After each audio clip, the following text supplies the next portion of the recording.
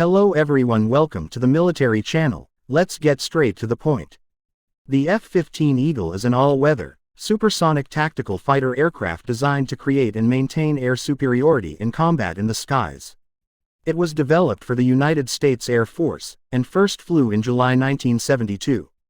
The F-15E Strike Eagle is a variant of the fighter aircraft that entered service in 1989. The United States Air Force plans to continue using the F-15 until 2025. Air Superiority Fighter Type First Flight, the 27th of July 1972, introduced January 9, 1976. Main users United States. Other users Israel, Japan, Saudi Arabia, Singapore. Unit price 125 million United States dollars 2019.